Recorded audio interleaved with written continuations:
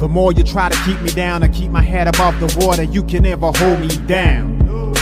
The more you try to block me out, that's where I kick the wall down. You can never hold me back. The more you try to put me out, the more I'll be blazing, it's too hot. The more you try to put me in the dirt, increase my work, the expert. You see the hunger in the eyes of a survivor. Swallowed my pride, washed down with some saliva. Reinvented my whole life, mental MacGyver. One door shut, another open up wider. Listen, battle drums in the distance, moving with enough force like army tank pistons. Pray for the strength of Jah to fight resistance. Fight mode, shields up, moving with resilience. The strength of 1,000 lion and the strength of 1,000 giant. Please stay strong. Please stay strong. With the strength of 1,000 elephant and the strength of 1,000 tiger, we stay strong. We stay strong.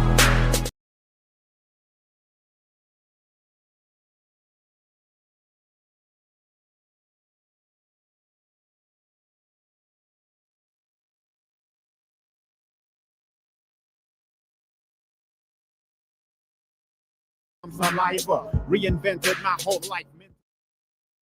Hey everybody, it's Casey with Pinecase. Tonight I'm hanging out with YahPasion, which is super exciting because it's not very often I get to kind of like pirate some people up from down in the States. So when I do get the chance to, I really, appreciate the time that you take. Come and hang out with us up in Canada and all that beautiful stuff. So thank you so much for joining me tonight. No problem. How you doing? I'm well. I appreciate your patience with me, man. My goodness, like life's and it always life's all at the same time, Yeah. Wow. So tell me a story a little bit about yourself, because when I started kind of going down the rabbit hole that everything was YahPasion, it's beautiful and emotional and relatable. But I found myself with this one song and I couldn't kind of get past it because there was a piece of it that was really intimate, and you were letting us in on obviously a harsh part of your life, something that broke your heart. Yeah. But the way that you put the music out there, it felt that if you were going through that as well, it wasn't this kind of like soul pulling down song. You know what I mean? Like, yeah. I don't want to say it was like uplifting and I left being like, everything's good. I don't mean it like that. I just mean that it brought a little bit of sunshine in a space where I can relate to the situation that happened. And so I'm really curious to know how you get to a place like that where you have lyrics and content that are heavy, but you choose music that's inviting and encouraging. Well, when my son passed, I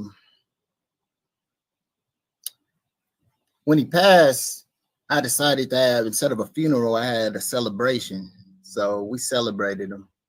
So that's how I got past it. After we did that, I couldn't write nothing else but what I wrote on that song.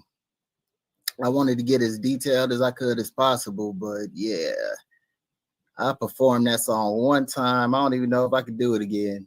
That shit fucked me up. But I'm good now, though. I accepted it. Do you plug yourself into your music when, as like a tool to kind of navigate that stuff? Because it shows, right? I mean, there's a lot of integrity in a lot of your music. Thank you. Yeah. That's pretty much what I do. Like, I'm a introspective rapper. That's a category, I guess. Mm-hmm. I put my emotions out there, or no matter what it is, even if it's a quote unquote violent song, which I don't make many of, but I'm more positive as an MC, so I try to keep it there. I don't understand too much negativity. It's kind of stupid. It's like you don't have shit going for you, nothing good happening in your life ever. You mad at everybody, and all you do is sell drugs. All right. Yeah, I can't get with that. No, I can't either. And it's challenging in a world like today because there is so much great things happening, but unfortunately that's not always the stuff that's kind of delivered. And like, yeah, you know, I'm a godmom and an auntie and a mom and all of those beautiful things. And I find it hard sometimes to be like, listen, like there is, especially men, like there is men out there making great music. There is men out there that have gone through the things that you have gone through and are still out there like living their lives and being a, you know, productive member of society and a positive icon for everybody and themselves. And it's like, unfortunately, we kind of have to weed through all of the, you know, the mainstream music to kind of get to that. But yeah, that's stressful too. Right. Yeah, for a minute I was thinking like there's no lane for me to fit in. So I had to sit back and figure out what I wanted to really say in my music. Had to switch up the tempo a little bit, slightly, so I can get the other people. But my music eventually is gonna elevate to something that's gonna uplift our people to another height. That's the goal ultimately. I know it's a numbers game, but when I say integrity, like, you know, you can feel it. You don't have to be male or female. You don't have to be black or white. Like, I mean, like you can see the passion. Well, I mean, all right, well, let's talk about it. Like, is that where your name came from? Like, what is the story behind that? Because is there a relation? Like, well, now it is because right. I made it that, but no, remember when you had the flip phones, like the Razors or whatever? So yes. I had an older name that I won't say, but when it started with a D, and my friend put it in there because this is when I don't know what to call it, AI, or when the phone talked back to you for the names or whatever, and he typed that name in, and and the phone said something. It said YahPasion. I was like, what the fuck is that? And he said that's the name you use it from now on. But then I got deeper into like my roots or whatever, like Hebrew Israelite stuff and all that. So when I got deep into that, and you see God's name is Yahweh or Yahuwah, and then you see the angels, all their names mean something of God. So I wanted to be passion of God. See, and even there, you're like, you know, educating people. Like, you know, it's amazing to title yourself that, but I mean, you do it with the idea that people are going to come across it and be like, this represents that person, but it's also an opportunity to teach, you know, like, yeah. I don't like talking if I don't have nothing to say, really. Like, like I have to say something to you that's going to speak life into you at some point. Otherwise, there's no reason for us to even communicate. So I want to do that in my music because I don't like somebody just talking me to talk. So I don't want to hear somebody just rap to rap. Like, you have to say something. Like you said, I got integrity when I rap. I'm never going to disrespect our people. Ever. Especially middle or lower class, because that's the real war, not the race war. So when we get there, I want to lead that. I want to be the leader of that army. That's where they need you the most, you know. That's where they need you the absolute most. I've talked about it a million times on this. I mean, it's why the project started. We've had a lot of beautiful DJs, MCs, musicians come on here, and they have a beautiful catalog of music, much like yourself.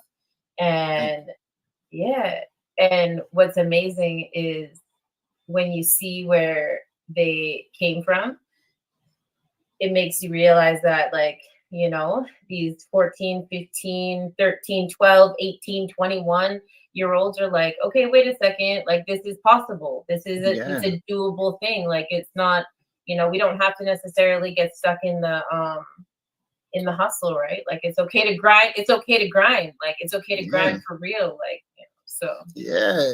The thing is, all this shit, everybody is doing the best they can with whatever they doing.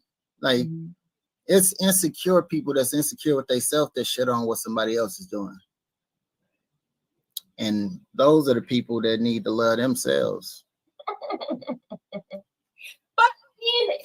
I mean, okay, but it's easy to say that, but like, how does one get there? You know, like we're sitting here saying like, you know, this is where these people are coming from and this is where I'm coming from. But like, where did you come from? What gave you the idea that it's okay to like be, you know, yourself? It's okay to like go through all of this. Because I can't imagine, you know, with the music that you're turning out, that's, you know what I mean? You're not speaking on behalf of a whole economic, you know, bundle of people for no reason. Like, would you mind giving everybody in the comment section like a little bit of a backstory on, you know, where you came from and what got you to this place?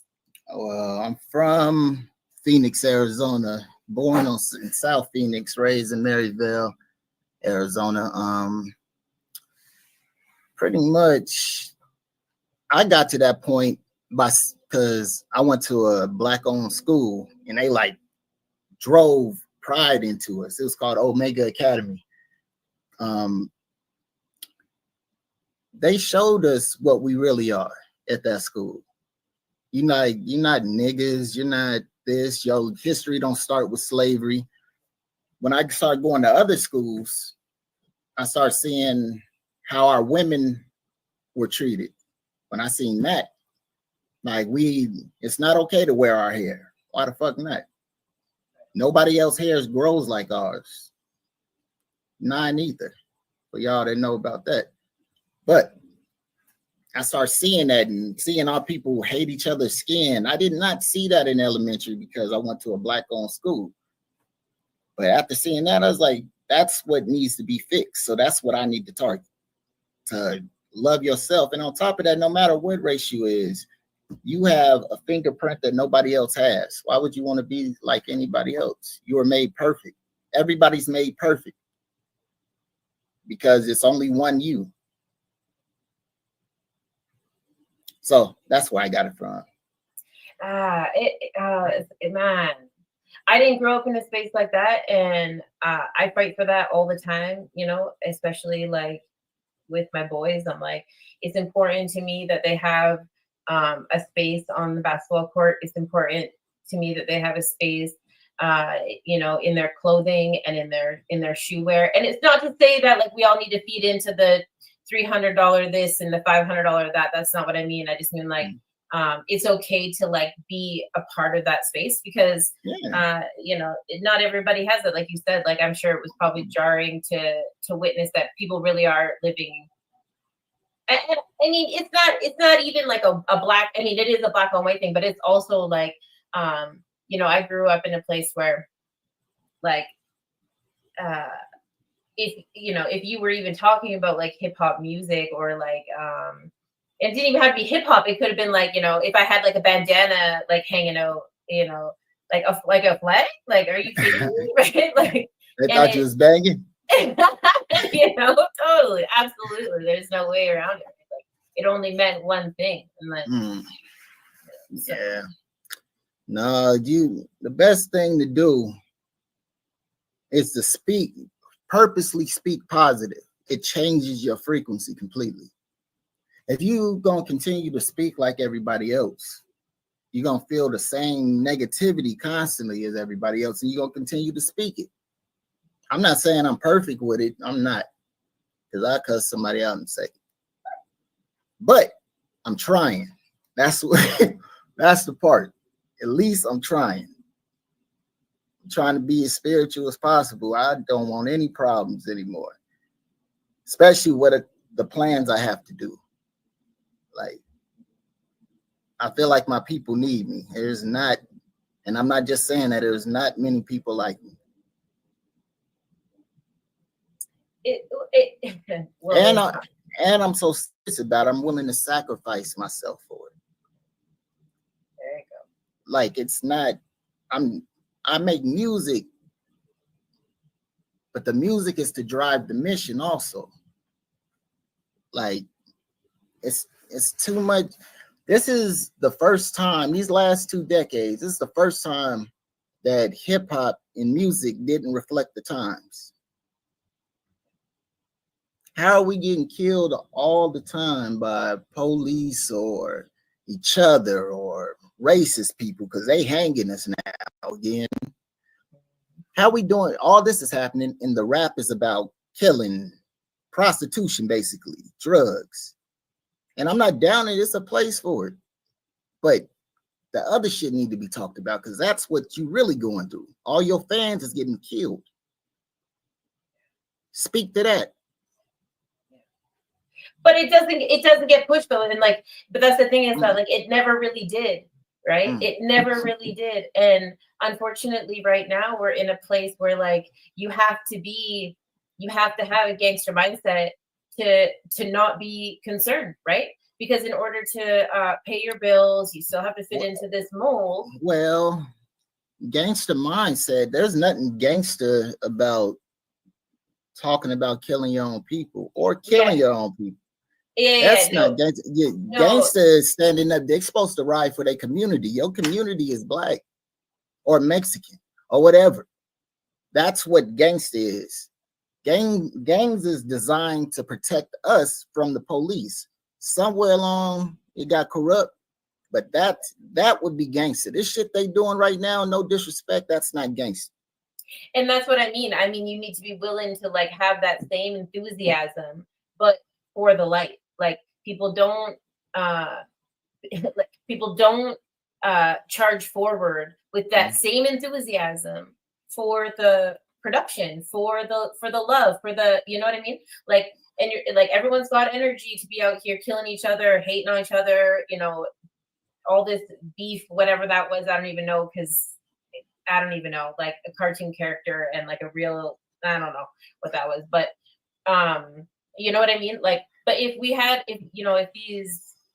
would have the same enthusiasm about being productive and about, you know, being a good neighbor, and, you know, if you have carrots and I have potatoes, then we're both cool because, you know, we got cows somewhere in the middle between all this nonsense. Like, I mean, but try and convince people of that, you know, like try and convince people of that, which is where the ones that are willing to sacrifice themselves are gonna have a place. Yeah, but they programmed our people to think less of themselves.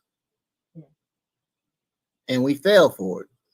Or it's just mind control, because if the music is saying it and the TV shows are saying it, and then the podcast women and men are going back and forth, and then everybody on Facebook is talking the same shit.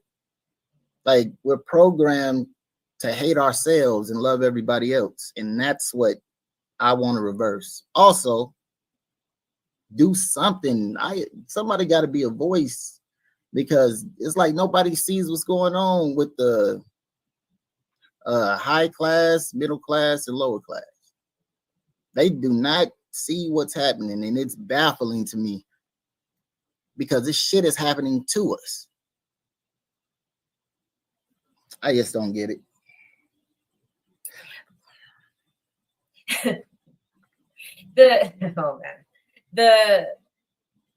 Unfortunately, they do a great job in massive marketing campaigns, to the point now they're not hiding it, right? Yeah. Like they used to do a really good job of like hiding it amongst some things, like, you know, they did it really good with images, logos, you know, signage in general. Like we kind of knew where we were supposed to, I mean, literally knew where we were supposed to go, but I mean, more so than that, right? Like McDonald's, you know what I mean? Like there really is something to like the color palettes of the signage that people use, right? So they're not wrong in the way that they're doing it, but or however, but there's definitely, they say it comes with death. Everything that they market comes with death. What happens to gang members? Yeah. What happens to drug dealers? Yeah. Prostitutes? Yeah. It makes no sense. And and everybody's saying they love who they love on whatever artists, but they're not doing anything to uplift your spirit. Mm-hmm. They ain't spoke to your soul one time. You can't relate to shit they talking about. But I don't know. I listen to that shit too. Yeah. I gotta say that because they gonna think, oh, he holier than that. No, I listen to it, but there's no balance, is what I'm saying. Right. So how do you find the balance then? Like, how do you campaign for, like, how do you find the tenacity to I mean, I'm in this fight with you, right? Hmm? I had to hide mental health into music to get the point out there. You know what I mean? I mean, it's called Pinecase, like pine box. Like the only thing that the government actually is going to cover at the end of the day, a pine box. That's it. That's it. And the only way to get the kids to kind of maybe be slightly interested was to be like, all right, well, I'll find, the musicians that you guys love, and we'll get that. Because I'm curious to know what the story is too. And I want to know what the tools are too. I have the certification and I can give you all the things that you need to, to be mindful and, how many breathing exercises, and that you can go lay in the grass and use sound bowls and guided meditation. That's not the problem. But how do you get it out to the people who are not interested in looking at somebody in a 3-piece suit who drives a Prius or an Audi A4 or whatever that looks and feels and smells nothing like that? That's interesting. Right? Yeah, I got to think about that one. I ain't got stumped on no question yet. That one, I got to think. I got to come back to that. That was different. Right? But I mean, a pair of DC shoes and a couple of flannel t-shirts, which I'm I'm comfortable in that. I didn't do that for anybody else but myself. Man, me, I'll wear whatever I feel like I really don't care. I'm gonna look good in it because I like me. It doesn't matter if you like what I got on. Yeah. Like, people don't like how my hair is right now. I like this shit. Why? I don't know. They call me pineapple or some shit. Perfect. Like wait, no. I don't give a fuck if nobody like nothing I do. I'm still gonna do me. That's how people need to be. Especially with your dress, because I remember how it was when I walked into places with bandanas on and my clothes way too baggy. And then when I switched to head wraps and my shirts start looking more, I don't know, dapper, I guess. The perception of me changed. But I guess that's all how you carry yourself, because I'm pretty much the same person I was then. Like, people are so judgmental with your appearance. It's crazy. Yeah. It's amazing. I seen a reel the other day where it was like a group of black men, and he's like, you don't want to get shot, like you don't want to get beat up, you don't want to get pulled over, like what? Hold a Starbucks in your hand. Like, what? Wait a second. And all these beautiful black men all had to start like, okay, sure. They all grabbed a Starbucks. Same outfit, same hairdo, same everything. The only thing that was different was now they had a cup of Starbucks. That was it. And let me tell you, even I was like, wait, this is real? Yeah, like for real, yeah. And I'm not gonna lie, like I'm not about to sit here and say any of those people deserved anything that they were saying beforehand. But the minute that they were holding this like Starbucks coffee, because I'm so programmed and because we have this predisposition to what people should look like, I was like, okay, I mean, I see what they mean. I see what they mean. I would definitely feel more comfortable rolling around in the middle of the night with for sure. And not because I'm scared of anybody of the cops, but like we are less likely to have any sort of like involvement with like local RCMP looking like that for sure. But it's crazy because the uniform that kills the most people is the cops. Why do people feel so comfortable around them? Well, Those are the legal murderers. Motherfucker dressed like a rapper ain't the murderer. The murderers don't hang out, unfortunately, people. If you want to know the reality, that's why everybody barely sees the murderer. I lived around them. I know. Starbucks ain't saving you. If the murderer wants to drink a cup of coffee, it's gonna fucking smoke you. That's what's gonna happen.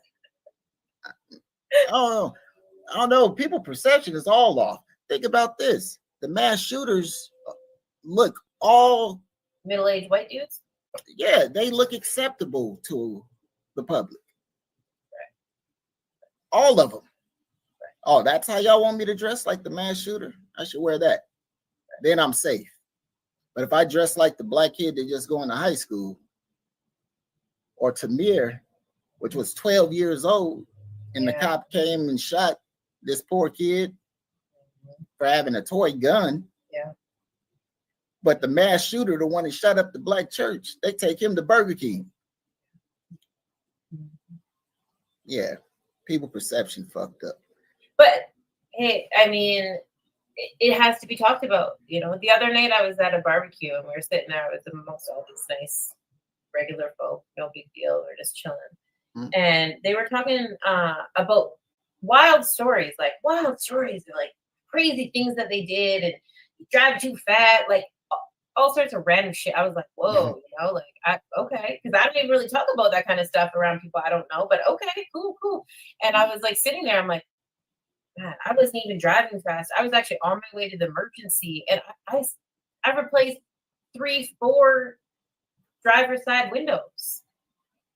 Like, you know what I mean? Like, for real, like, you know what I mean? You should have got out. Like, and I'm like, I wasn't even doing nothing.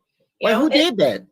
The same people we were just talking about, right? Like, you can't, I mean, my hair is natural, right? Like, we're not, right, the same way yours is. Mm-hmm. And so, but it's interesting because I can wear a blazer, you know, you can wear a blazer and have a beautiful job, right? I've been paying into IATSE dues for 15, 20 years. So it's not like we're not out here like unionized in the entertainment industry and being, but the cops don't know that when I'm, going from A to B. Why am I riding on the back road? They don't know that I, train colts for RCMP parades, these horses and stuff. They don't know.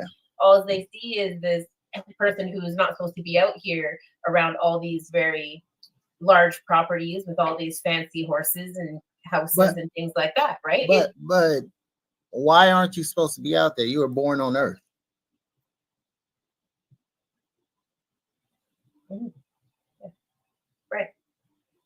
Right. I'm also a homeowner in that area. Not that actually matters. Yeah. I should be able to go wherever the fuck I want on Earth. I was born here like you. Mm-hmm. I don't understand it. That these people, the entitlement of these motherfuckers is crazy to me. And that's why, why we get put through shit like that. Why am I going to continue to rap about harming the people that's poor in my neighborhood? Why? It is, oh my God. Music starting to irritate the fuck out of me. That's one of the main reasons I'm coming back. Okay. Because that makes no sense to me. But how do you change perspective? How do you even cure the fear of people leaving their house, right? Like, please come back. Like, oh yeah, please come back. Yes.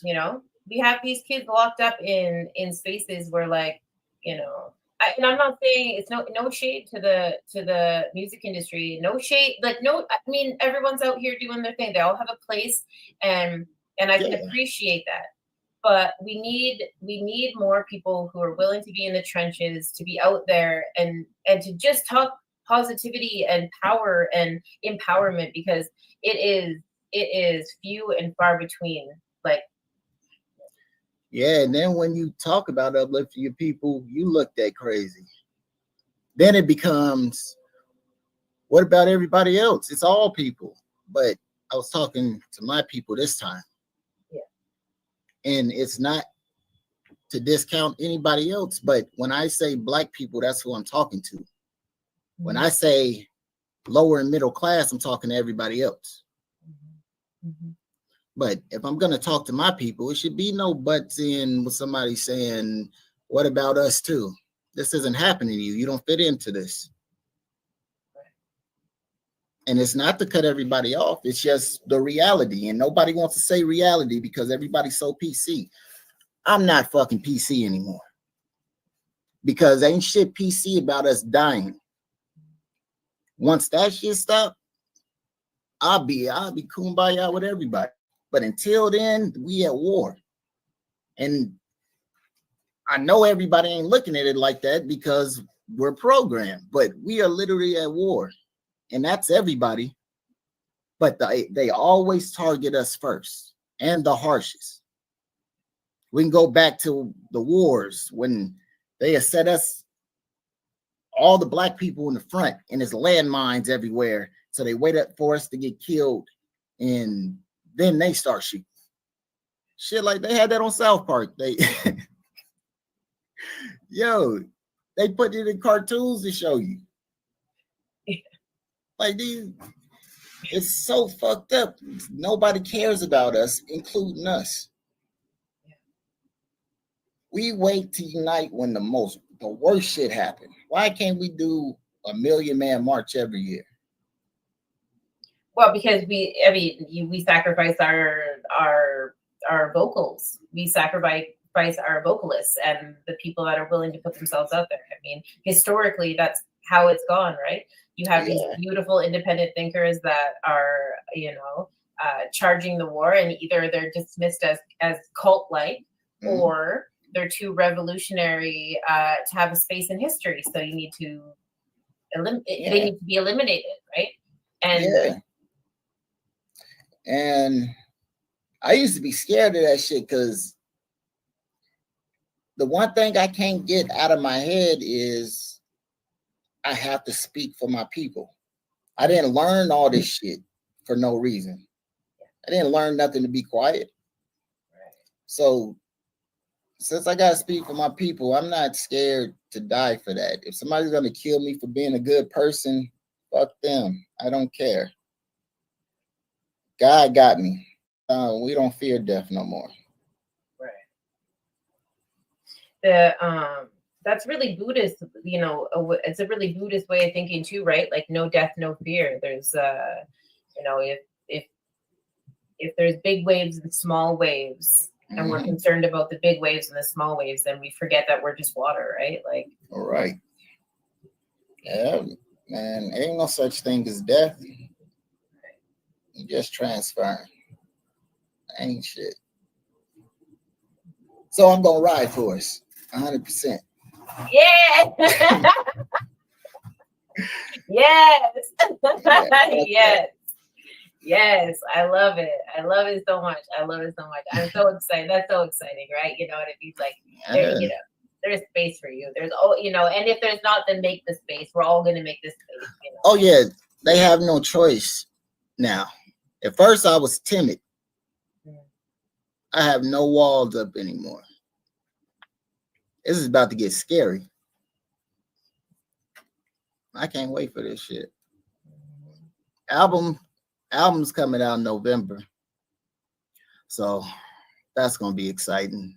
Yeah, I gotta come back on here when it drops. Yeah, absolutely. Yes.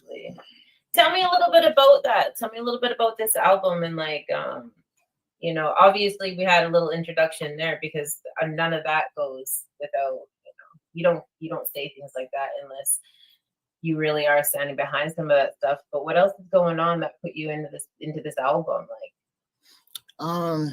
This album, I wanted to do different things. So I started writing in all different styles, different poem forms. And now I'm excited about it because I did the acronym for my name. Like if my name was in Hebrew, YHPN, it means, I didn't even want to reveal the fucking meaning of it. Well, you don't have to. But it means you heal people naturally. So yeah, that's where I'm going with the album. The songs I sent you, that's not that. Oh, okay. But okay. it has undertones in it, but of a different type of healing. But but I was just trying to find a balance. I didn't want to like over conscious people yet, because I know they're not there all the way. So I needed, like we said, how do you get that message through to them? You got to do it without them knowing. It has to be rap on A beats. This is what they like. I'm gonna rap on that, and I'm gonna do me on it though. I can't be like y'all because I don't even live y'all life. My life, what most people would say is boring. My shit peaceful. I have no drama. I stay away from everybody and do my shit. But this album, I got a song I'm writing, and it's for Black women. Everybody else don't get mad at me. Y'all can still buy it. But that song, right? Because it's the uplifted. Basically let them know like you are more than twerking. Yeah. Have fun, but you're more than that. Let's be a man that wants to get married. The nigga wants somebody worth having. If you showing yourself to all my homeboys and I don't know. Not saying that you couldn't still be the greatest wife ever, but you got to show that a little bit more because you're only showing one side of yourself. You're going to over-sexualize yourself into being lonely. So, yeah. Anybody that is going to show us how to know our worth and quality is an absolute king in my mind. You got it. Yeah, and like and I understand that like some people are gonna misinterpret that, and that's fine. Like some people are gonna misinterpret even maybe the song itself, right? Because they might but anyone that's like, you need to know your worth and know your value is an absolute king. Like it's okay to have boundaries and standards and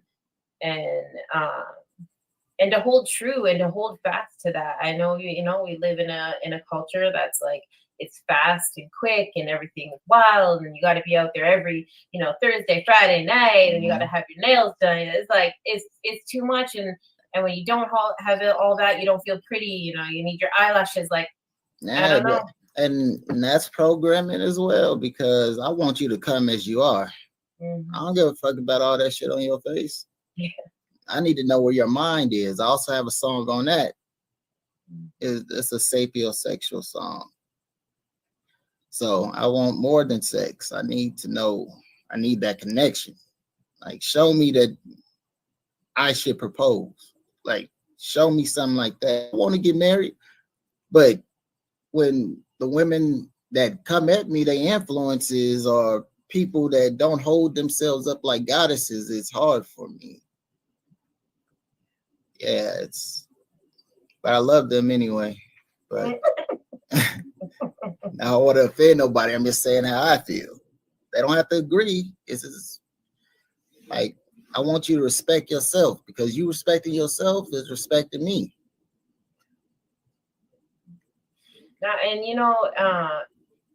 it's to have the intention of showing women their worth.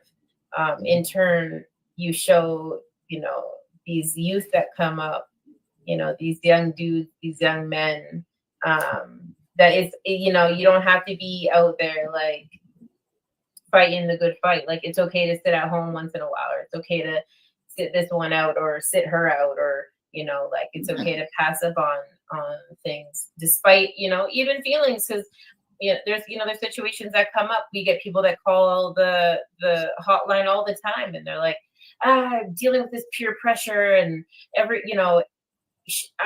and even I kind of have feelings and I don't know how to deal with this. And I'm like, you don't actually even have to acknowledge any of it. Like, it's okay to have feelings for that person. Wait, you guys got a hotline? Yeah. Oh, y'all doing big shit. Mm-hmm. Can Americans call y'all hotline? Absolutely, they can. Yeah, absolutely. Oh, you got to put that up. Yeah, hold on. Let me just see. That's dope. Yeah, I always usually throw it into all the things. But yeah, let me throw it up real quick.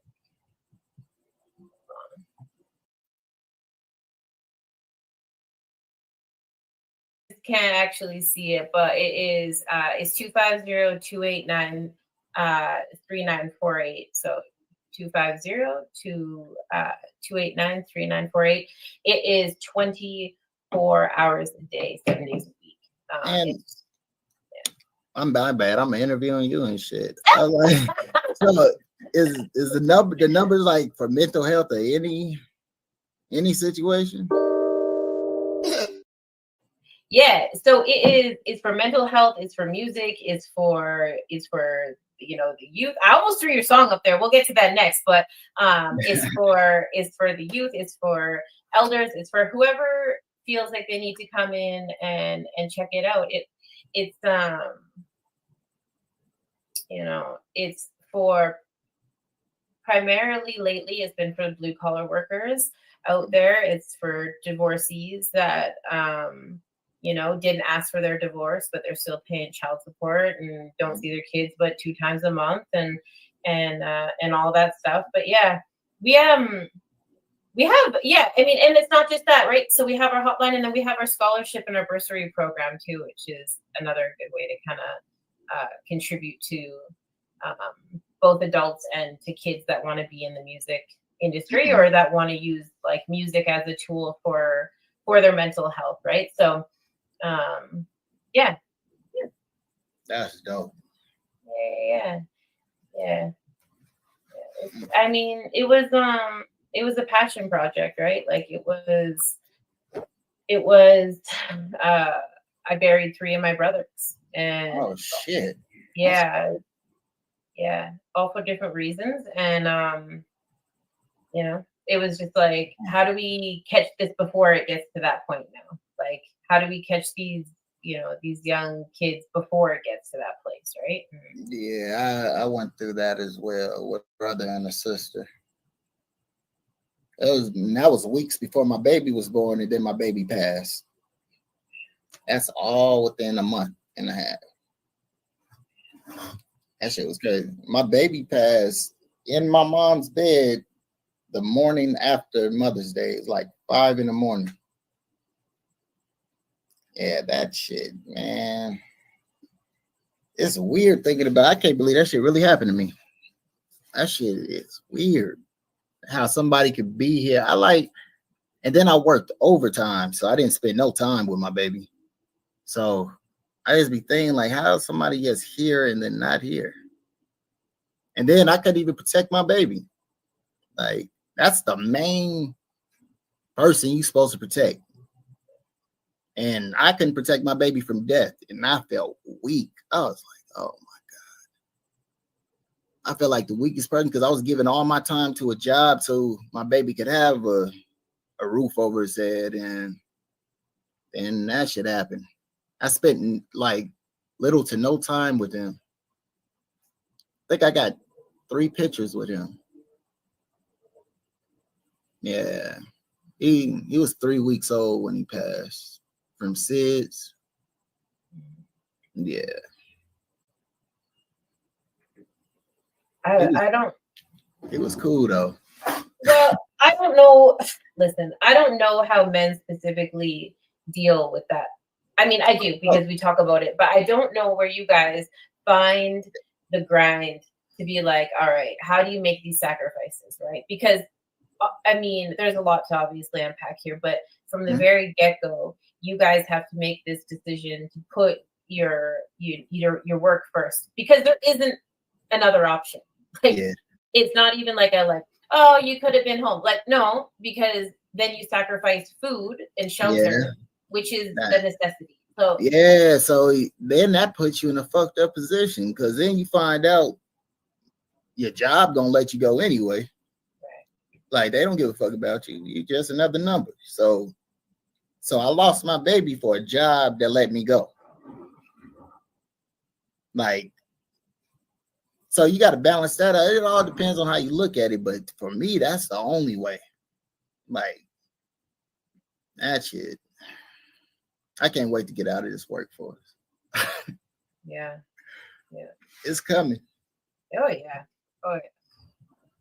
And I always like, you come across people that's like everything, happens for a reason, and I mean that's people can say that all they want, but it doesn't change the sheer absolute fucking sword that rips your body in half, and then you just got to be like, all right, now you got to somehow like function. Like if you level with that and you can you can somehow chalk that up to like some sort of lesson that you had to turn around and bestow it on everybody else, fine. But from the absolute bottom of my heart, like yeah, we're near you, you have people near you, like yeah, but shit happens, right? And so you just have to accept it or die with it. Yep. And I don't want to die yet. Yeah. I got shit to do. So I'm gonna do all this shit I'm gonna do for my baby. Damn. You're telling me that you go, you went through all of that, and you're and then you come out and just be like, I am the voice. I am your, your choice. I am the staple in the community. Like this is what we need to do, Yeah. But that goes along with the power of the name. Right. I'm the passion of God. What is God's passion? Right. It should be his people. That's all you can do. That's why I encourage everybody to make your name mean something. It turns you into another person. Like that name right there made me better.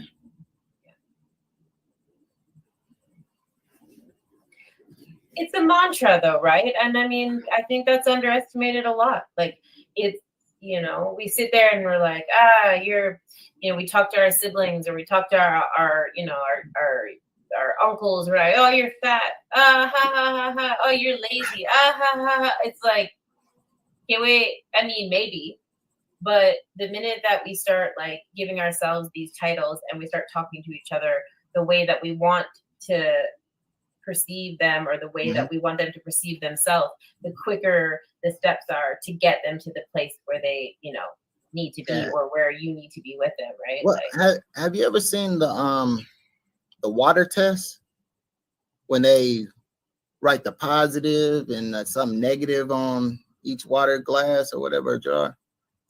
Yeah, I seen the one with the house plants. So yeah. Yeah, when you see with the water, it shows you why people are how they are. Your body is majority water.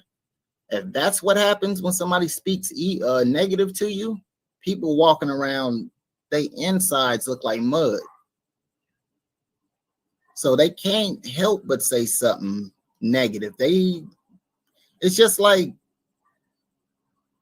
every year we get reprogrammed with something. Like when you first born, you get programmed to do what your parents do.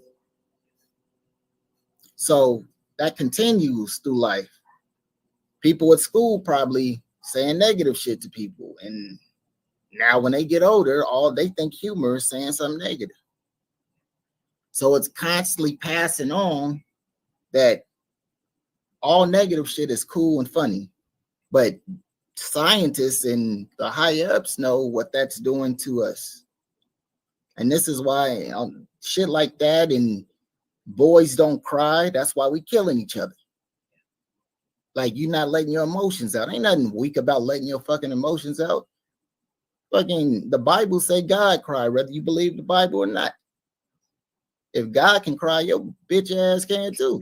The fuck?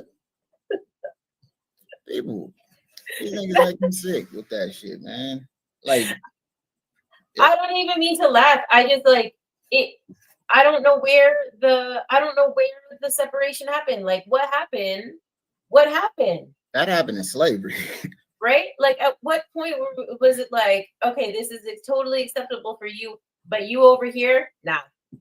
Like, I don't. It's biology. I mean, well, we could go down the rabbit hole of biology, but I mean, it's biology. Like, and yeah, we have different hormones. I understand that part of it. I understand, estrogen versus testosterone, and when your balances get thrown. Okay, fine, but both of us have a little bit of the other one, and there's a reason why that's there. There's a reason why those hormones exist to trigger, the flooding of dopamines and serotonin and everything else that needs to happen. Like, you cannot function suppressing the natural reaction of your body, man.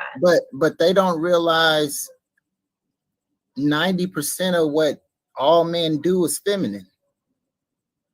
Right. Like, if you showing your gun, you're feminine. You want attention. Women get attention. We try to get women's attention. But if you doing shit like that, some of these niggas got dresses on with guns. Like, the shit is off balance. If you're an artist, you think feminine. Right. The creative part of your brain is the feminine side of your brain. Yeah, I don't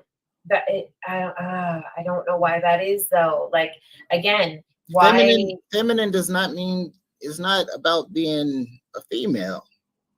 Right. That's why some people call it the negative and positive sides. Right. Like, you can call it whatever you want, but if you're creative, you're using that side of your brain. If you're a cop or a detective or some shit like that, you're using the other side, the logic side. Yeah. You're trying to solve shit. That's the side you play chess with. Yeah. It's literally, it's ration versus emotion, right? Like, yeah. It's like, yeah. But if you balance it, then you're complete. You're not complete if you're overly masculine or overly feminine. No. You have to, there's a time and place for everything. Learn when to use each side of your brain. Matter of fact, learn to use that motherfucker, period. Yeah. And be proud of it. Like, I mean, I don't know why. I don't even know why. Like, it's, I mean, okay, so you say like to be artsy, right? Like, to be artsy is to be feminine, but then somehow being artsy is like that's what it represents, but it's also socially acceptable if you're artsy to also be feminine. Like, so it's not only is it feminine to be maybe flamboyant or paint or sing, whatever. I mean, sing's kind of an awful, but like, to play, with fabric and be a designer, or to be an intellect, or to like, whatever. But then when you have a person that is artistic, somehow that gives permission to those people to then use that interpretation on the outward part of it. Like, I'm not saying that everybody needs to be out here in dresses and flashes and whatever. I mean, that's a completely different conversation than what we're having. But I really don't understand where the comfort left. Like, you know what I mean? I'm not saying that, like, and again, this is not a gender reassignment conversation. This is like just people feeling comfortable enough to wear what suits their mood that day without it needing to be like categorized as something, Yeah. But they got everything categorized. You can't even escape it. I hated being called a conscious rapper. I hated it because it's conscious. Conscious means aware. If you're rapping about killing somebody, you're aware that you're rapping about killing somebody. You're aware of it. Why am I a conscious rapper? Because I want to uplift y'all. Why is that the label? That's what hip hop started as. Everything was conscious. The art of storytelling, right? That's literally how we hid, not even hid. That's how the conversation kept going, Yeah. when there was lack of, paper or lack of resources to get the conversation out there. I mean, it's literally the Underground Railroad, right? I mean, it's like these little pieces that, that need to connect in order for the story to all come together. I don't know why we're not talking about it more. I don't know why our top 40s or, even our top 100 doesn't directly reflect the current climate, both economically, politically, emotionally, spiritually, all of that. I'm not sure. But it's going to take people like you who are not scared to stand up for whatever that reason or march or love is. It's going to take, people really putting themselves out there and ultimately sacrificing themselves. I'm trying to build an army. What? Everything it's going to be more of us. This is going to be a whole thing. I'm just leading the movement that I'm trying to do. But I'm about to make other leaders. Once I make other leaders, they can't stop shit.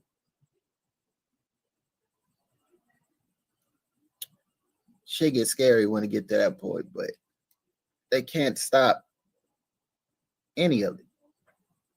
But it's not even, it's just a few people having the same conversation, man. Yeah, but this time it's going to be different. It's going to be different because the things that I want to do is going to actually put in to the community instead of take away. I don't want nothing from it. The plans I have is nobody's going to be like, I need to move out of the hood anymore. Is where I want to get it to go. If we make our areas better, we don't have to go to their neighborhoods. Our neighborhood is a safe zone. Why we got to go up there? They programmed us to think if you go to the white neighborhoods, it's better. It's not. I live there too. Yeah, right. Everything happens inside. Yeah. In our neighborhoods, everything's outside. We're outside people. We like the sun folk. The white neighborhoods, they don't. They got everything they need in their house. There's no need to leave if they don't want to, including their prescription drugs. Yes, I lived in both neighborhoods, so I know what y'all do in the suburbs. So, oh man, yo, man, this should be so unfair. That's why I'm no holds barred now. I'm saying whatever the fuck. It's so refreshing. It's so refreshing because often I can only have these conversations with my, with my family. I had this conversation with my grandpa probably my whole life, right? But I've been having this conversation more and more, and it's always a bit of synchronicity, right? Because a lot of the intellects or the conscious people kind of seem to be on the same, frequency, whatever you want to call it. They're in the same kind of space at the same time. Yeah. But it's so refreshing to hear a lot of people being like, man, not only do we know what happens and what's been going on, that's cool, do your thing, but we're gonna start putting like our stuff on the pedestal that it deserves, Yeah, because all it is consistency. I ain't been consistent. I know what the issue was with me. Sometimes I couldn't find the greatest engineer. So I took a lot of my music down because that shit didn't sound the way I needed it to. But this time around, I think we're going. I feel confident about this time. And my message is about to be more potent because it's not hidden.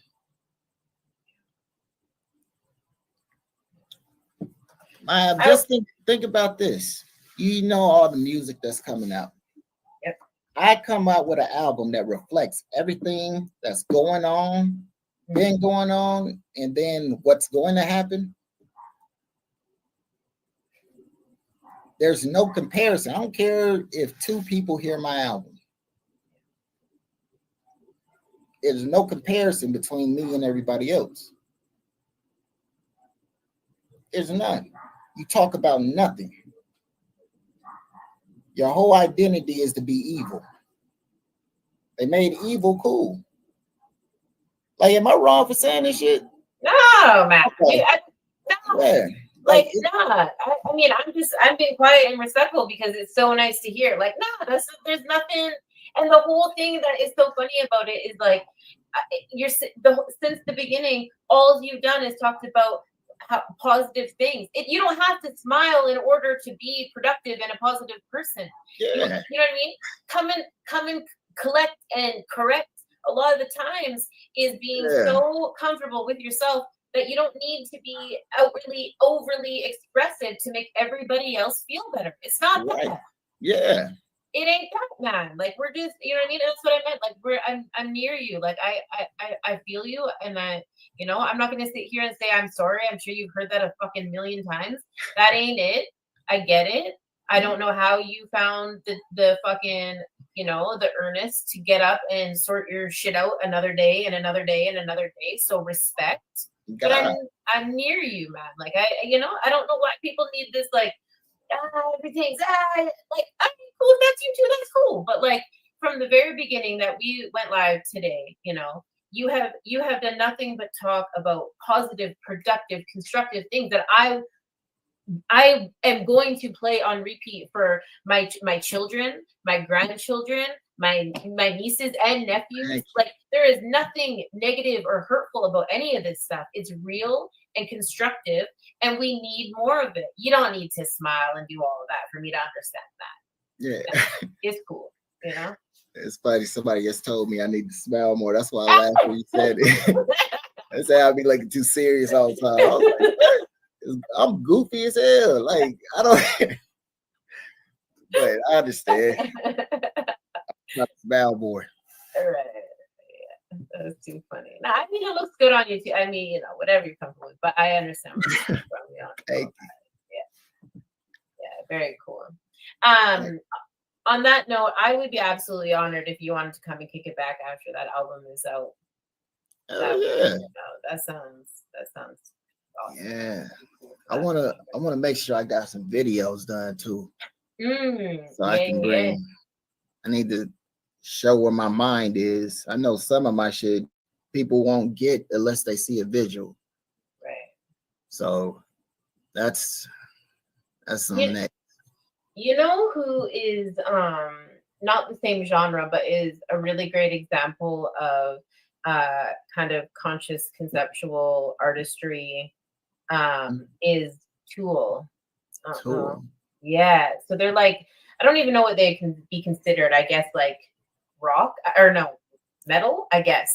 But anyways, when you're done this, you should go check out how they did visuals, because they use like a bunch of different types of media in a way to catch like a feeling more so than like an idea. Damn, I need to hear that shit. You gotta send them. Yeah, I will. Yeah. Are they they're signed or?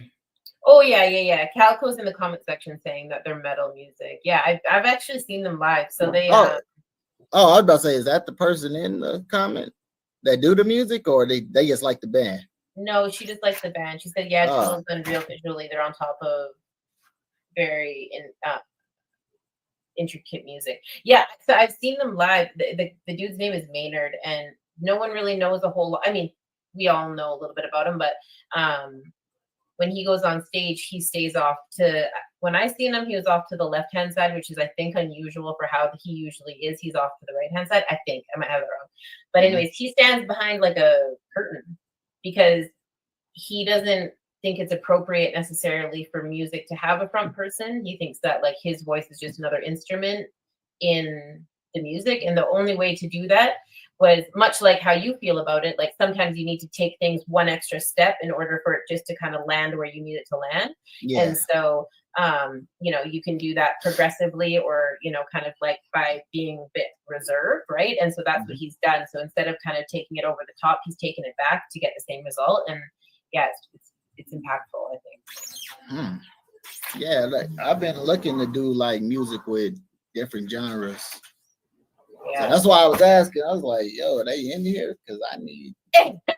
No, they're like, I mean, I don't even, I would love for that. And, you know, maybe down the road, I mean, absolutely, it would be an honor, but yeah, they're some next level shit. Yeah, shit. I'm trying to be the next. Yeah. Like I'm gonna shut that out of my conscious because I'm totally here for it and I'll add it to my like thoughts and stuff. But yeah. Shit, we about to try. I'm about to try to get them. Yeah. Yeah, if anybody knows if they just want to go ahead and tag Tool down in the comment section, that would be great. Tag any rock band. Yeah. I just want to I want to fuck with them. I want to rap on some rock shit. Oh wait, no, we can do that. We can. Okay, hold on. No. We I was like core team for Decimate Metal Fest last year. So yeah. We got we can probably like make that connection. Oh yeah. We're gonna talk about that. Yeah, that might be a little out of my pay grade in my current position, but yeah, we can definitely. There's some wicked metal and rock bands that are like, you know, not very far away. They've done, you know, come on the show or been at the Decimate Metal Fest that we partnered to put on last June and all that stuff. So yeah, sure. Like shout out to Decimate Metal Fest if you guys are in the comment section. But, yeah. Life is good, man. Life is good when you're open to new stuff. Like, what makes you want to do that? I mean, we're kind of getting short on time, but what makes you want to? Now I'm curious. Like, why that? Like, for contrast, or? No, I always wanted to because I like my favorite band is Nirvana. Oh, okay. So that and I like the Gorillas and Fun. So I always wanted to rap on that shit at least one time. It just seems I like weird shit like that. They act like that's not supposed to happen, but it happened in the 80s. Run DMC did the Aerosmith song. That's kind of where it started, right? And then Jay-Z did the Linkin Park thing, and that like they did a whole album. People only know about that one cut, but they actually did. I think it's 11 tracks. Like they did a whole album together. Yeah, I used to listen to it. Yeah, because Numb was my shit. Yeah, you know, that's that album and oh man, Andre 3000 and Big Boy. I mean, there's nothing that Outcast can't touch. Oh my god, that's the greatest. Like my influence is Tupac and Outkast, my main influences. But which Outkast album are you talking about? Hey, listen, hear me out. There's something about Humble Mumble, and I know that that's not everybody's favorite track. No, that shit cold. What, Erykah Badu? Yes, I understand. That music is colorful. It's so thought provoking and interesting. I mean, they talk about it right in there, but like when I used to listen to that on repeat in art class, and like whatever it was that we had to do that day, I would just take pieces of that song and make my art and be done with it. But I studied that song over and over and over again, because there's no way that you come out the fucking studio with that song and think that is a good idea. Right. Like, unless you're like tapped into some shit that I need to also be understanding. Yeah, Outkast is amazing. They spiritual on another level. I used to talk to one of the members of Goody Mob. They part of the Outkast crew a lot, and he used to tell me shit about their recording process. Like they would all be in a dungeon with nothing, like red clay and dirt and pallets, and record all their shit. Like they did a lot of shit differently than everybody else because of that. And then Andre got on his spiritual stuff like me. He was one of the main reasons I started wearing head wraps, because their second album. Yeah, that's when I got I was over here doing the same thing when Erica came. I mean, that marriage right there, I was like, it's two aliens. Like there's because they are, right? Like I got mad respect for that. Hell yeah. Because you got, to put yourself in that position, shamelessly ready to be intuitive. Mm-hmm. Like I don't know how weird people need to know, but like when there's moments where you're like, I'm just gonna eat like, like 2 sockeye salmon and sockeye salmon. You know what I mean? And like, and like 3 oranges because I need to like get this. You know what I mean? You know what I'm saying? Like, yeah. Like same with like the red clay and whatever, right? Like, I mean, sometimes you just need to like go through something for a bit. That's when you're supposed to be a messenger. Right.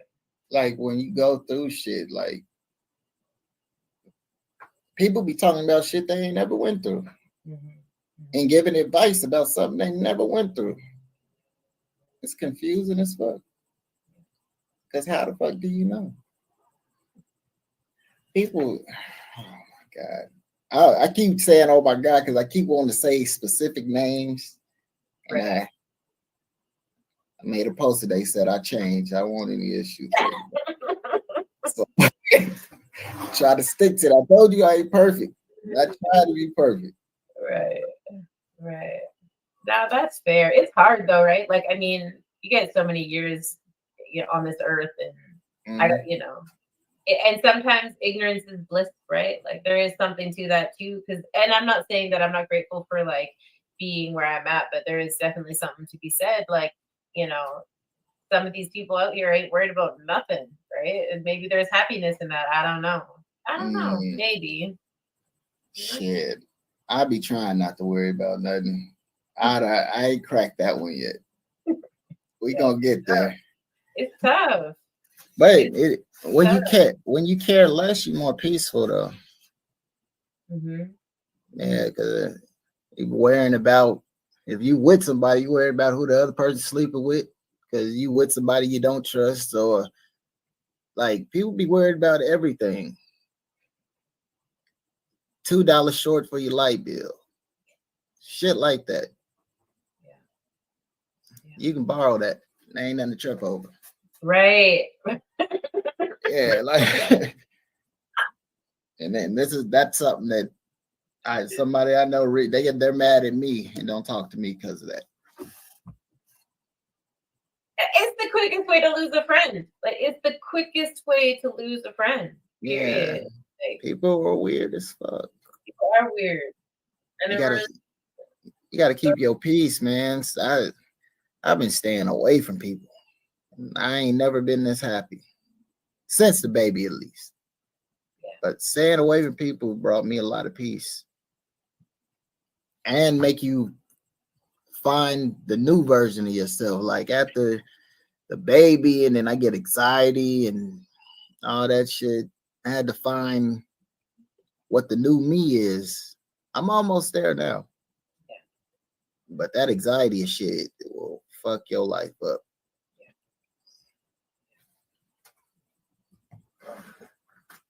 We can keep all of that for another conversation, but when we chatted before a little bit, and you're like, I wanted to add samples. Maybe I'm not supposed to say that out on here, but you can say that. They ain't stopping me. Right. Right. But when you were talking about that earlier, I was like, that's the type of healing that neighbors do for each other, or because that's the way siblings kind of handle. But that's the type of like healing that we need to do for each other as neighbors. Mm-hmm. Yeah. Like, did you listen to the Andre Flute album? Yeah. Like that, it feels good. Yeah. Like people say what they want, but they did something with healing in sounds. Yeah. Well, there's I don't want to get this wrong. I feel like it's 432 or I can't remember. I should know this off by heart. Usually I like it's 520 or 432. Yeah. I mean, it's probably on my YouTube right now if I just look around the corner because I try and play it like a lot. But when people are like aware that those things really do help, and then they just kind of casually or not casually add it into their production, that's a beautiful thing, right? Because you really are like healing people without them even knowing that it's happening, and sometimes that we need to be like that for each other. So yeah, and maybe that's why people weren't really feeling it, right? Because sometimes it can cause discomfort. Like, for example, I had that played up on my TV or through my sound system for a little while, and not everyone was interested in listening to it. It wasn't even like loud. It was probably like but because they had to kind of go through some releasing and stuff, they're like, I'm not used to doing all that. Even in sleep, they're like, man, my lymphatic system opened up. I don't know what's going on, right? So maybe not everyone with it because it's uncomfortable. Yeah, healing is uncomfortable for people. People love being miserable. People will never hit you up and tell you they happy. It's wild. I don't even mean. Yeah, for why is that though? What is wrong with me? It's not what they do. They gonna hit you up and tell you everything that's the worst shit that happened to them. Nobody's gonna call and tell you they happy today. All day long, it's something like, man, because people got comfortable with not finding solutions. You get more attention when you complaining. Yeah. You can say what the fuck happened and be mad, but what's the solution to it? Like, if you just gonna stay in the misery, you lost. Like, the misery is behind you. It already happened. This way. You going this way now. That shit over there. It's time to move on to something else. I can't do it. I can't stay in my misery. Right. I don't even mean to be disrespectful, but like, why? Oh, no. Say it. It's not that I don't want to say it. It's just like, I don't understand. And it's been challenging a little bit. Like, why I don't understand why people can, study all of these beautiful alternative therapies and things like that. And then continually stick to what has never worked. And it's like, man, you guys come out here all the time and there's all these amazing alternatives and things you can do that aren't even necessarily therapy, from a textbook, but like, take your shoes and socks off and just walk around and ground yourself. I mean, you don't need a $350 course to figure that shit out. Like, come on. Put your palms to the sun. Right. But continually will leave their socks on. You know what I mean? Or continually will keep their hands in their pockets. It's like, because they design, and we think that these clothes make sense. That's the people don't realize their clothes is killing them. Yeah. I think a dead body frequency is 15 hertz. Most of the clothes we wear vibrate at 10. Linen vibrates at 5,000. That's a patent thing. Yeah, you gotta find out the frequencies of your fabric. That matters.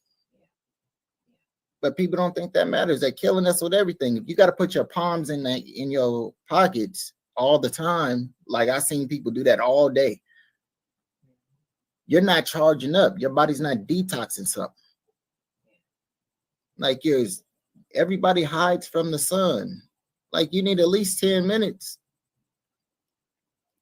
Most jobs are inside. All the schools are inside. So everybody's vitamin D deficient, which causes depression and mental health issues. So this should link right back to the subject.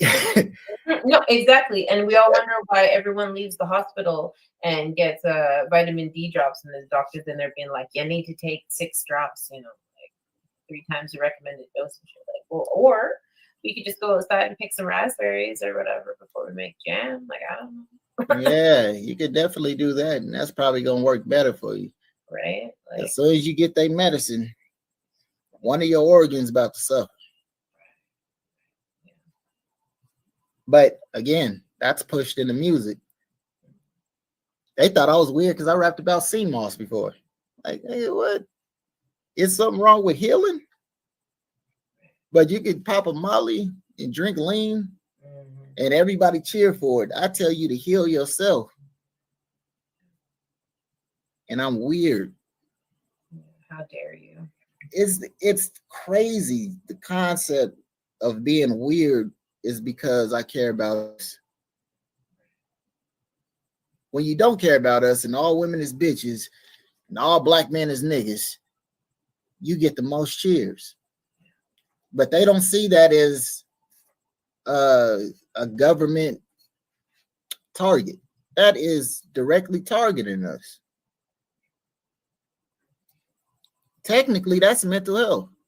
Well, it is mental health, and it's not only like is it directly affecting us as men and women, but it builds the luxury market of the economy. So it's like, and I mean, you can get into it and use whatever examples you want. Obviously, big pharma is a really easy one to talk about because it's the most obvious one. But yeah, I mean, you get these women who think that they smell and they're funky and they're this and they're that and they're fat because their clothes don't fit right, even though they haven't been sewn properly anyway. And like you said, like they don't got the right frequency or whatever. And then so what do? We like strip down to the basics. We jump in a bathtub full of fucking weird chemicals and perfumes and all this other stuff. And then we wonder why we have MS and HS and all this lymphatic backed up. And then, you know what I mean? And then we got a boil because our no shit. And then that wigs out. And then people really are like, man, what's going on with you? Right. And then you go get like, what is that? Not antihistamine, but oh my gosh, what is turmeric? Turmeric is anti-inflammatory. Yeah. But instead of getting the turmeric, right, you go and get the prescription, and then they get they give you Toradol and Tramadol and all the other big ones, and then they don't tell you that there's also an opiate in it, whether it's an opiate angst or an opiate. I mean, that's not really the conversation that they lead with. The fact that nobody asks what's exactly in those pills is crazy to me. Yeah. Like, just take anything. And you know what? Most of the time, it's not even the opiate. The opiate crisis is one thing, but it's the buffer stuff that's in a lot of these things that nobody's talking about that actually cause a lot of like the issues that they're having that make, you know what I mean, that make them even want to like continue on. Because of course you build a tolerance, and of course they make you feel good, but nobody's talking about like the filler in the pill that's actually stopping your lymphatic system from actually cleaning itself, right? So your white blood cells build up and block up, and then all of a sudden you're like, your body's trying to figure out where to put this waste, and it doesn't know where to do that. So then all your different systems are freaking out because you have, these watersheds that are trying to like release all these toxins, whether it's in the kidneys or, sweating or whatever. And then we want to be comfortable, and we want the pain, we want to be comfortable in our skin. So, we need the pressure gone and the pain to go away. And I mean, honestly, like opiates, like, they're great for pain, but they're great for pain because they actually like keep your mind busy, right? And so they have a place, don't get me wrong. The history of opiates is important, right? I mean, there's people out there in real wars really needing this kind of stuff. And there's people really out there with fentanyl patches that really do need them. Or maybe not. Whatever. Maybe they just want to ride off the last couple of days into the sunset. That's not my business. But when we're out here because, one thing made us feel so uncomfortable, we needed to like bathe in a tub full of Olay for 6 hours, and then we're wondering why. Like, I don't know. The conversation started 3 years ago with your deodorant. That deodorant, you gotta have non-aluminum, like stuff like that, because boy, they giving everybody cysts and cancers. You can't have shit now. But how's the community out there? Like, the same shit happen out here that happens out there? Yeah, I mean, it's not as like prevalent maybe, right? Like we don't have, I shouldn't say we don't have like a large Black community, but I grew up super poor, you know, my mom made crazy choices. My brother was, you know, he had probably more blue flags than the rest of Canada in his coffin when he was laid to rest. I mean, it's out here, yeah, for sure, it's out here. It's just I don't think that we have the entertainment industry enough to kind of put it at the forefront where people really understand what's happening. Damn, why the fuck is that? I don't know. It money. I don't know. It's just the way like you guys kind of have the entertainment industry locked in when it comes to like films and stuff. We still have some big ones, right? Like I mean, Lionsgate and things like that for sure. I mean, it's the same. Like we have a Skid Row and something kind of that would equate to like, damn, we have like the biggest Skid Row in the world though, right? Like it's wild out here, but nobody really talks about it. Not the same way that maybe they would talk about some of the harsher streets in like Seattle and stuff. Like I don't, or like the culture surrounding like, Compton or something like that. Like I don't know if we advertise it or like it's kind of, in mainstream culture, but it's around. So with stuff like that, this is what I'm saying. Y'all have two of the biggest artists that ever came out, not just out of Canada, ever came out. You're talking about Drake and Bieber. Oh, three. I was talking about Tory Lanez too. Oh yeah, right, yeah. Why do y'all have the biggest Skid Row? There's no programs to help people get off it, or are these people homeless because they want to be? Well, there's a few different things that happened. So what originally there was, they closed the doors and kicked everybody out of a mental institution. And what? Yeah, like a large mental institution. So the government funding got cut, and what they were trying to do was promote independence and try to stop people from like maybe abusing the system, right? Like not everyone needed to be in there or whatever. So anyways, the government had like a massive campaign. It went kind of across Canada. We closed down a ton of mental institutions, and we opened the door to the street and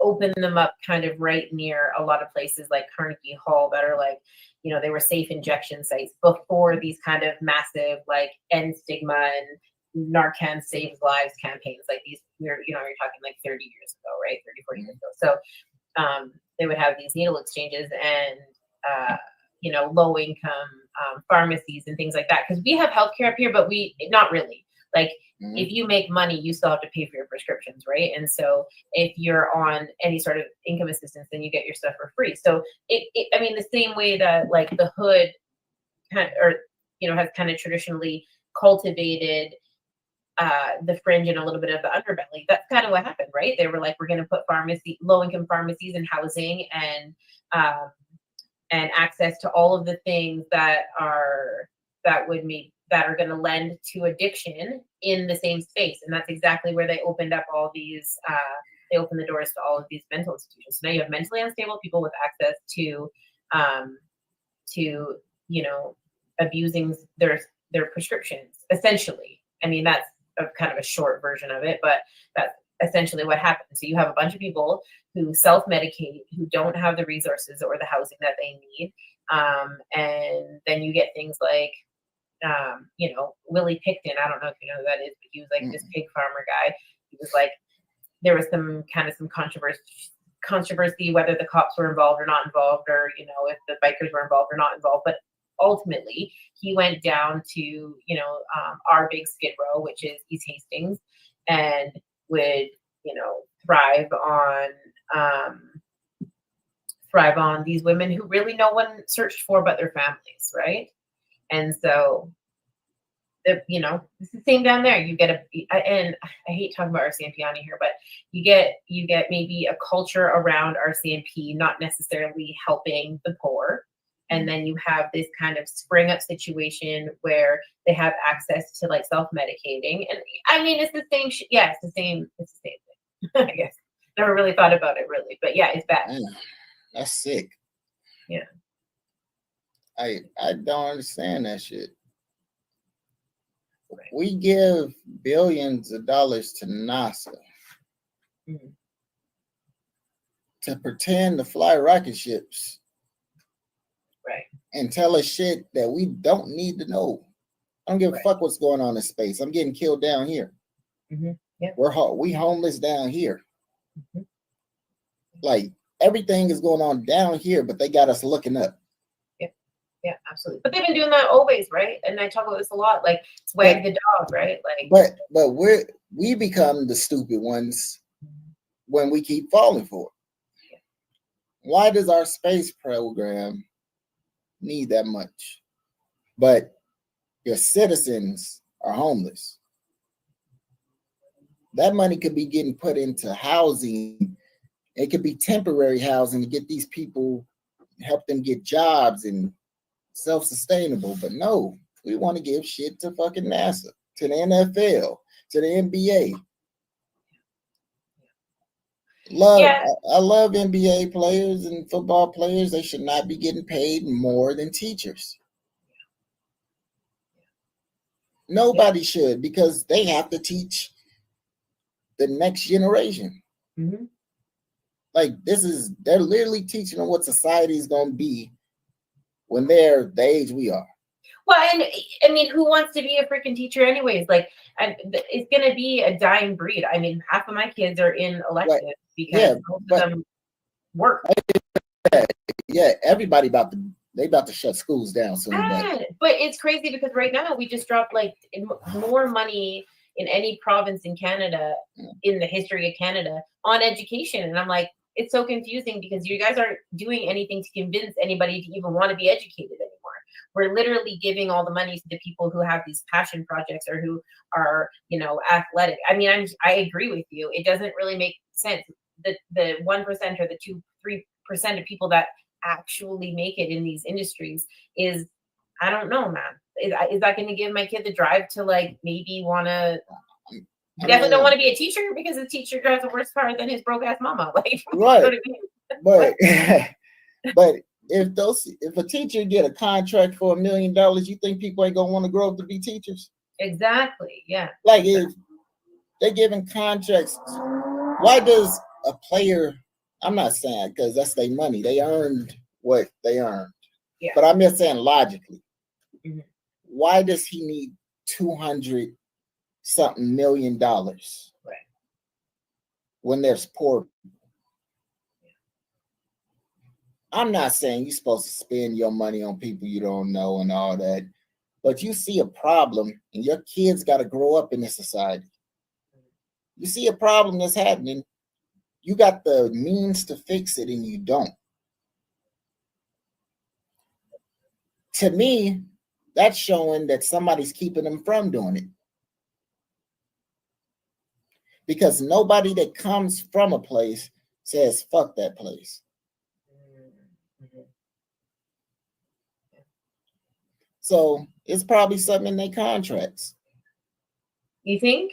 I wonder. But I seen a football player say his contract said he can't have a dark-skinned woman with kinky hair. Excuse me? Yes. Oh. Shoot, some of the rappers' contracts say they own your likeness throughout the universe. These are in contracts. Yeah, and some of these contracts are like, 100-year, 1,000-year contracts. Like it's wild. And like, that's the thing.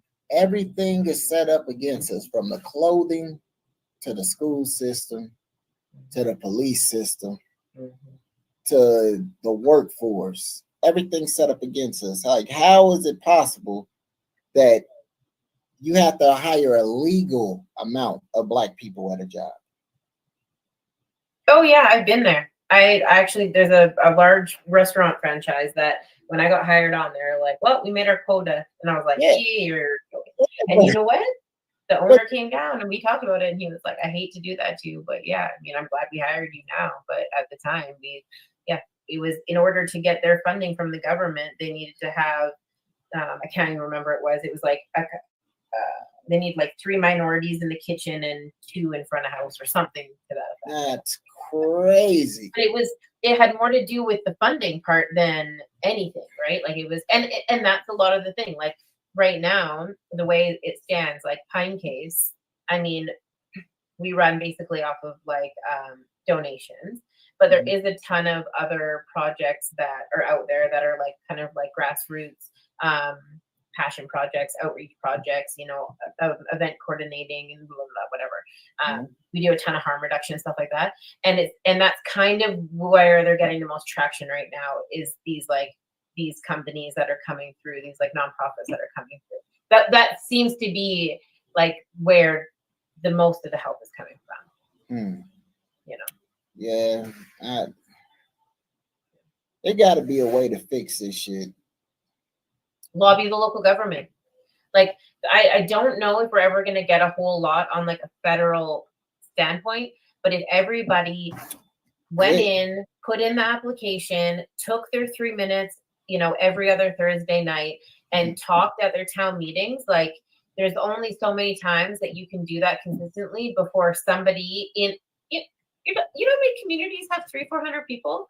Like, it takes one person, man. One person. You know what I mean? You go sign up with your Chamber of Commerce. You get involved with them. I met the president of the Chamber of Commerce in my community, and she said to me, "You only need to know your job." You know what? Because we have 16,000 people in this county, and you know, in business. And they all know the other 99% of the job that needs to happen. So you do your job, and it's my job to find you an accountant, somebody in marketing, somebody in advertising. Like, you rely on us. That's how we do this. That's how we network. That's how we, you know, but people like me, they hear things like Chamber of Commerce and they're like, I don't know what that means. I don't know what that is. I don't know. How do I get in? Who do I talk to? You know, and these people are like, man, we go paddle boarding every, you know, on the weekend and drink, whatever, right? They're just regular people. But the way that it's set up is to be intimidating. So I don't know. I've been saying this for a while and campaigning this for a while. You just gotta show up, put in your application, get your couple of minutes, and say what it is you need to say, because eventually it will turn into something. People are only gonna listen to it so many times before they're like, all right, how much is it that she's looking for? You gave me an idea. Right? That's gonna be wild. Yeah. I'm about to have every gang member in Phoenix walk into the meeting. That's what I mean. Yeah. And that's like when you have people that once you've shown them that they're welcome in those buildings, like that's why I want to do it. Yeah. Like, I want to show them like you have the right to be here too. Yes. Like it's time to take the stigma out of these things on both ends of it.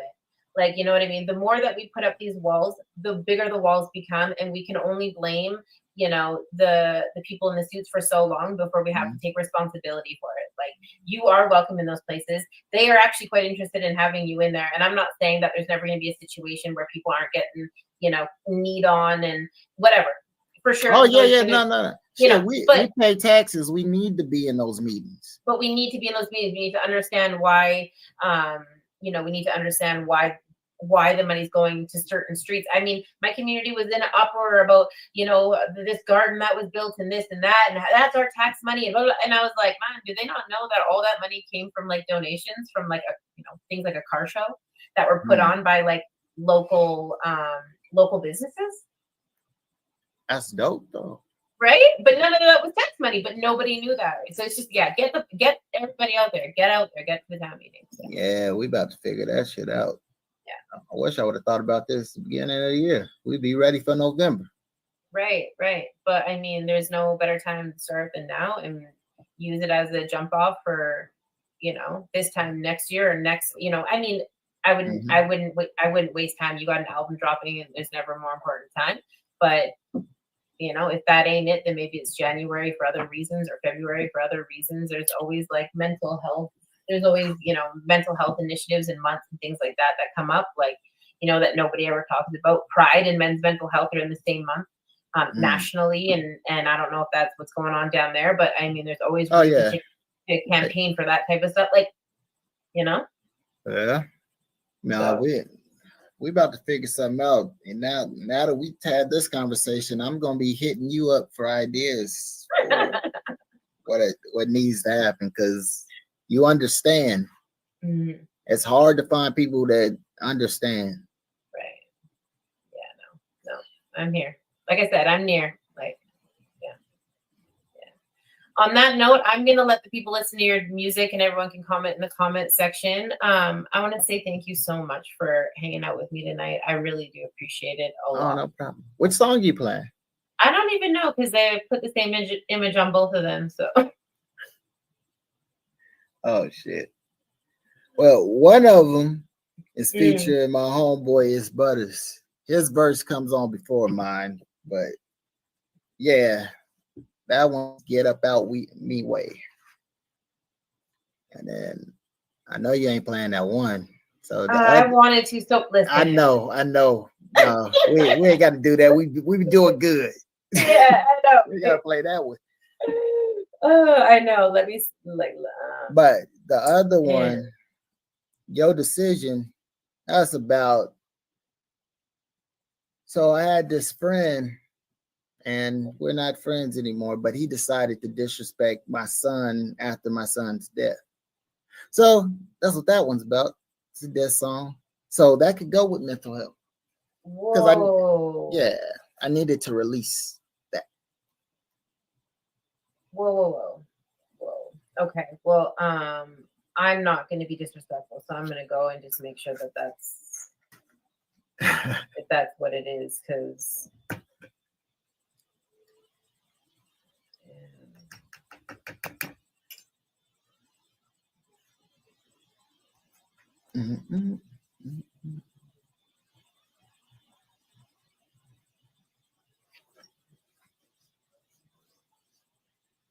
You put a picture on it?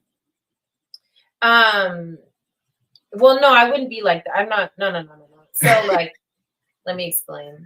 So today, when for everybody that's hanging out with us tonight, we built a new studio, and so I was trying to play around. So I was like getting this queued up for like a new background, just so that it like looked a little bit different or whatever, right? Mm-hmm. And then, so what I did was I took that image and just threw it over top of your song, so that way when we, because I don't normally review music, and I don't do it. I mean, I might start doing it, but I try and stay away from it. But what my plan was to have that image over top of your song, so that way when it cut out, it wasn't going to be this like kind of black to. Oh yeah. Right? I was like, oh, I'll just like line it all up so the images make sense, and we'll just like slide on through and pop out and let the music play or whatever. So yeah. So if you bear with me for like 2 more seconds, we'll slide it over. What that's about. Because that's, but we come across that type of stuff, right, in our life. Like, it's amazing when you especially when it's like somebody you've known forever, and I don't know how the disrespect happened, but yeah, there's no room for that. Some people ain't happy with themselves. That's it. Alcoholics and shit like that. Yeah. But true story. It's better for me to rap about it instead of go to jail, because I don't belong there. So no, 3 hots in a cot, like, Yeah, that's what music is for. I'd rather release verbally. Yeah, absolutely. I don't want to hurt nobody. No, there's no. All right, I'm sorry. I'm just like making it happen. No, you don't have to hurt nobody. Oh yeah, never.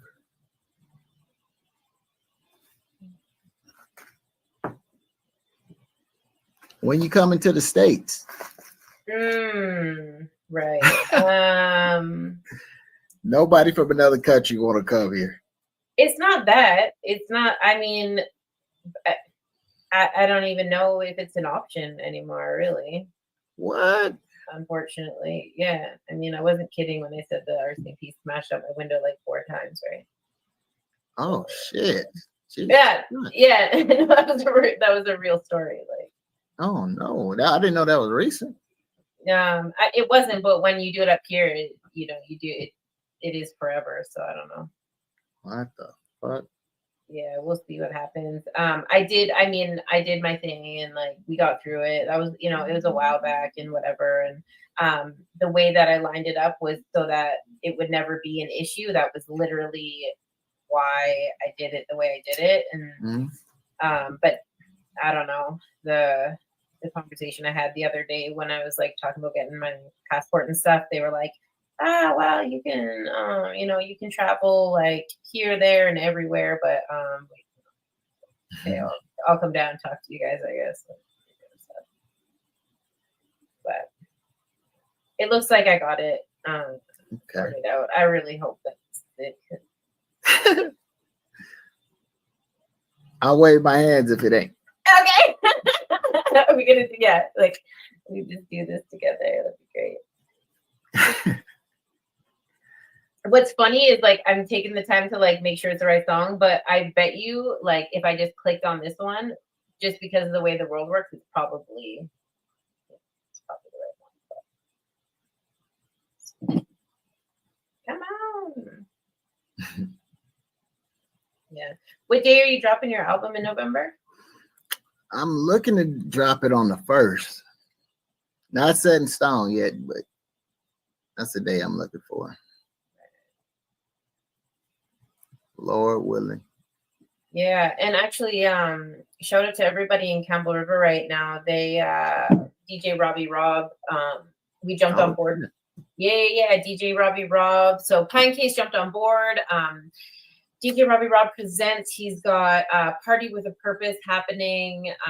The roster is thick, and our lovely bursary winner, DJ Lion, 10-year-old, he's 11-year-old DJ who's out there doing big things. He's actually going to be opening the night for everybody, which is super cool. So we're really excited to hear that. I didn't talk about it last time I was on. I kind of forgot, but that's October 12th in Campbell River at the Eagles Hall. You can get your tickets. They're on sale right now for $20 or they're $25 at the door. I'll throw the link down in the comments once we're done here tonight. But there's some really cool projects going on the West Coast right now. I'm gonna throw this song up so you guys, everybody that's out there, thank you for tuning in and joining us. Stay safe, stay blessed. YahPasion, thank you so much for joining in, tuning in, and hanging out. We'll definitely make this happen after the album drops November 1st. And see you next Tuesday. Beat you up.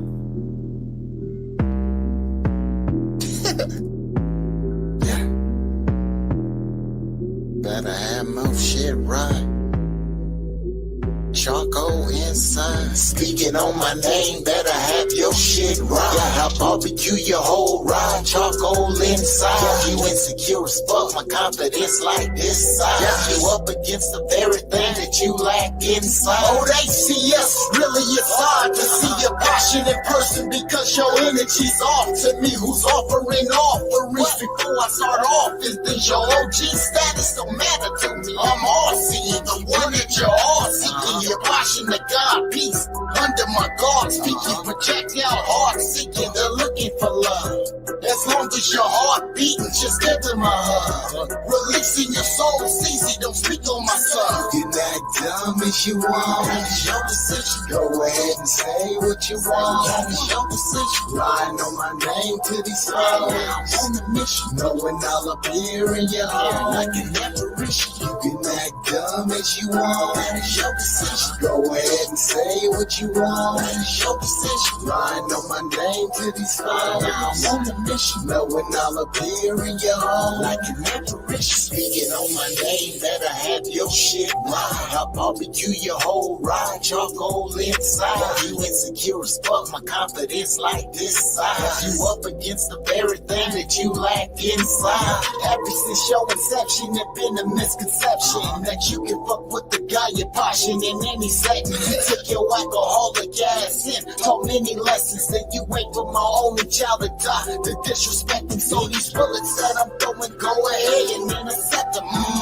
Yeah, moved in my family hood, now that shit ain't all good. Yeah, raise your pistols, boy, I wish you would. Yeah, pieces up, you down in every hood. You act dumb as you want, that is your decision. Go ahead and say what you want, that is your decision. Lying on my name to these fucks. Now I'm on the mission, knowing I'll appear in your home like an apparition. You act dumb as you want, that is your decision. Go ahead and say what you want, that is your decision. Lying on my name to these fucks. Now I'm on the mission, knowing I'll appear in your home like an apparition. That is your decision. You can act dumb as you want, that is your decision. Now I'm on the mission, knowing I'll appear in your home like an apparition. That is your decision, bro. That is your decision. Just let it ride out. Now I'm on the mission, like an apparition.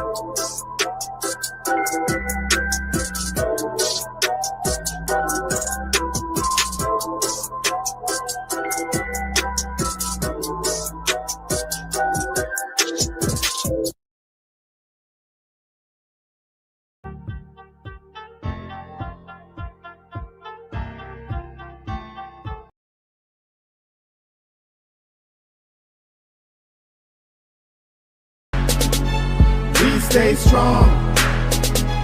We stay strong. The further you take my rights away, I'ma run to it. Refuse to hear my voice. Speak loud when I spit it, but you don't get it. You just wanna be a side critic. See somebody else showing hate in the side of the road with it. Now how would you feel standing on the sideline and watch the color of a nation deteriorate over time?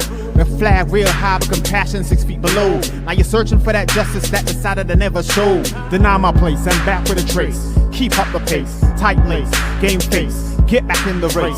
Whatever they did could never be undone. Every dark night ends with the rising of the sun.